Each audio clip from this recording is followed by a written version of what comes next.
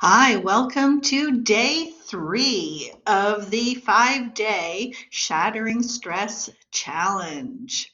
Have you gotten any insights? Have you started to pay attention to some of the little subtleties that your body is saying to you? I hope so. The whole goal of this challenge was to bring awareness that everything that we need is within our bodies.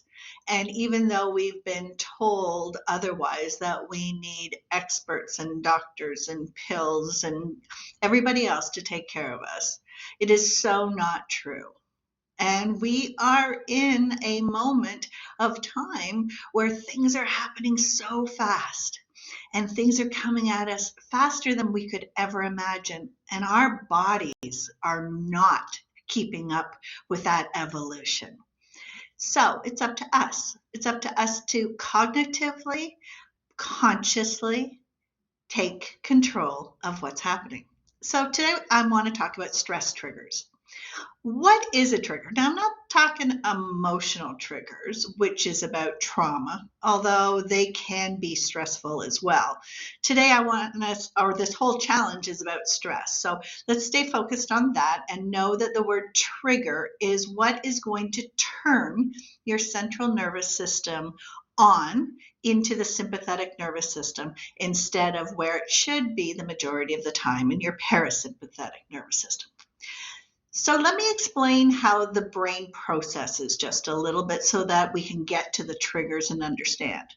We have 3 distinct parts of our brain. The first part of our brain, I mentioned on day 1, it's part of our primal reptilian brain.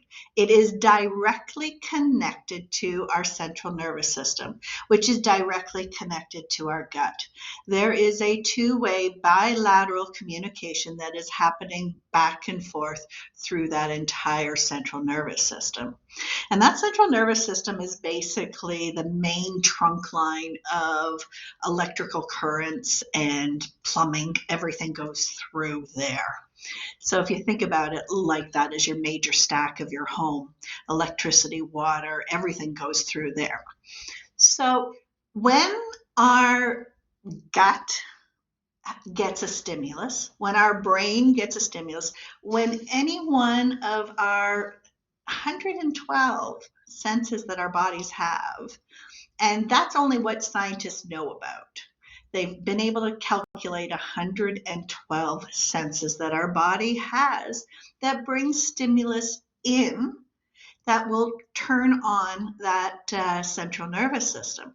So if the reptilian part of our brain that is about safety, am I safe? Am I not safe? Am I safe? Am I not safe? That's all it does, back and forth.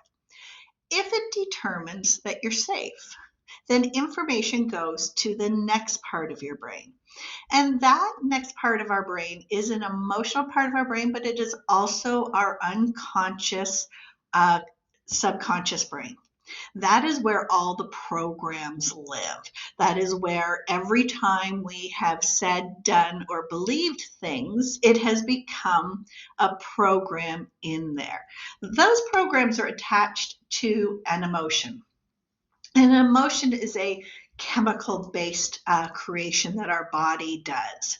So all of that is interconnected. We've got the stimulus of our 112 senses bringing information in.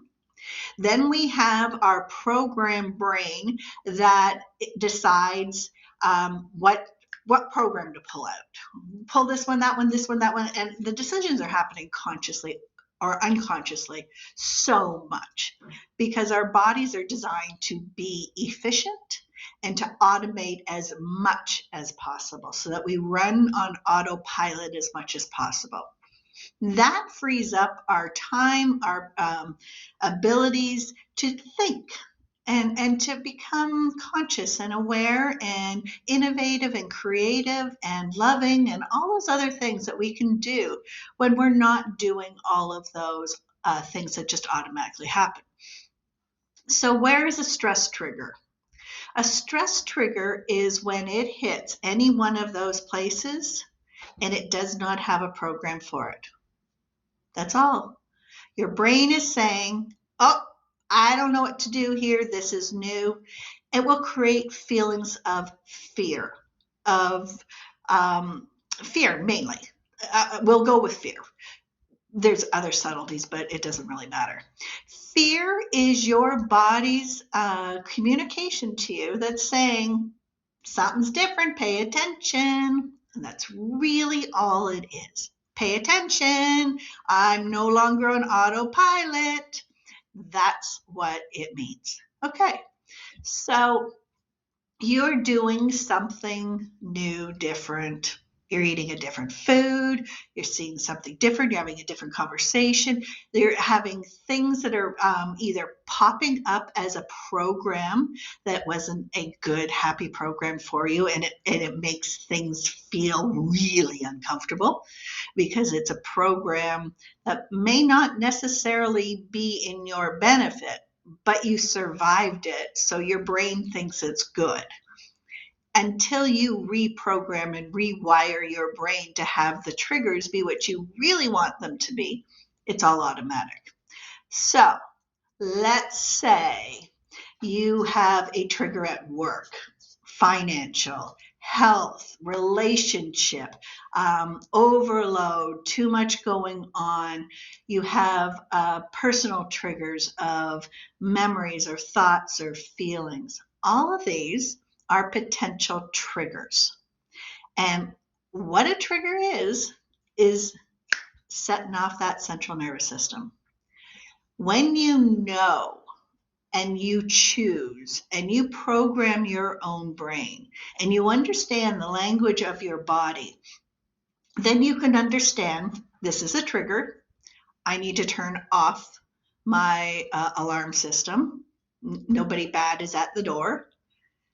Or you now program what you want it to do. And there's a whole vast way of doing that.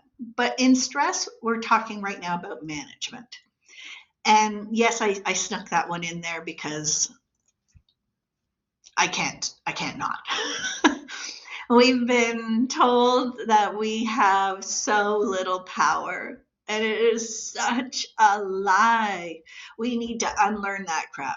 Kind of a book named that. Anyways, sorry, I digest.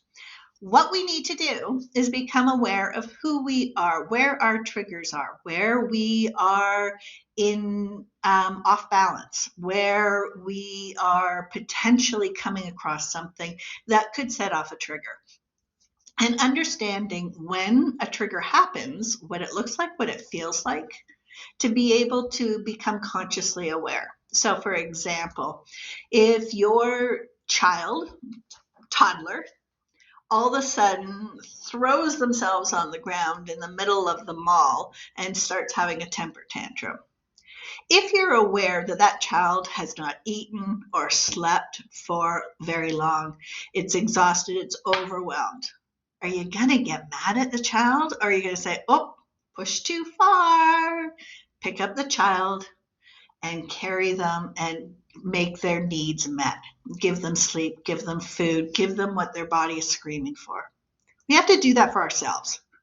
We have to learn how and what our body is instead of just thinking it's a machine that we're pushing through the world with.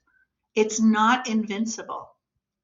You cannot run your central nervous system or your stresses the way you would a car running on empty. Eventually, it's just going to break down and say that's it. But if you can see those warning signs, all of those signals that your car gives, your body does the same thing. You just have to know how to read them. Okay, so really curious what you think of today's topic as well as yesterday's. And I'm looking forward to your comments in the Facebook group. Yes, I am actively a part of the community and reaching out and talking to everyone as well. So reach out, let's talk. Let's take back our control and use stress as our superpower instead of letting it take us down. Until tomorrow.